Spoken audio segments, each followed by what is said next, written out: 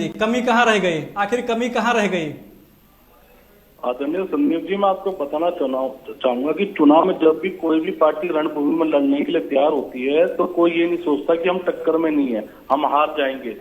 मैं मानता हूं कि हम 5 राज्यों के चुनाव जीतने के लिए लड़े थे। देखो, प्रियंका गांधी जी ने अपना नारा जैसा लड़की हूं लड़ सकती हूँ, उस नारे के साथ हम उत्तर प्रदेश में हमने संगठन को भी मजबूत करा और परिवर्तन लाने का जो माननीय प्रियंका गांधी ने संकल्प लिया था उस पर भी हम खरे उतरे कहीं ना कहीं।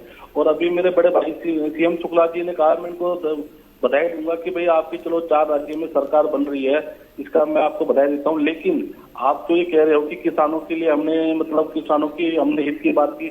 मेरे को बड़े अफसोस से कहना पड़ेगा, आज भी मैं अपनी बात पर डरूं कि अगर किसानों की अगर बात आप करते तो उनको खालिस्तान या पाकिस्तान या मवालिक तक आपको नहीं कहना पड़ता। आपके नेताओं ने क्या कहा, कपड़ों से उनकी पहचान नहीं की आपने। बात सुनो सीएम शुक्ला जी, देखो जो बात है उसको सुनो आप। दूसरी बात, आप बोल रहे हो कि हमने विकास करा, ठीक है। देखो, लोकतंत्र में ये तय करने का अधिकार जनता के पास है कि भाई किसको लाना है किसको नहीं लाना है, इसका भी हम जनादेश का हम स्वीकार करते हैं।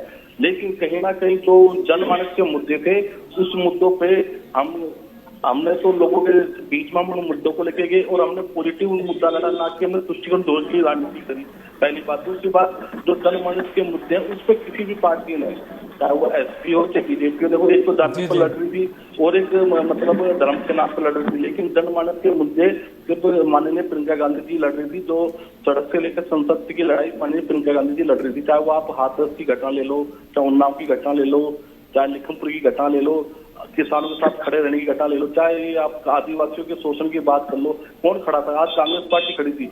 लेकिन कहीं ना कहीं हमें उस चीज को मतलब जनता ने हमें नकारा, इस चीज को हम मानते हैं और हम जो कमी या जो हमारी पार्टी की जो कमी है उसका मंथन करेंगे।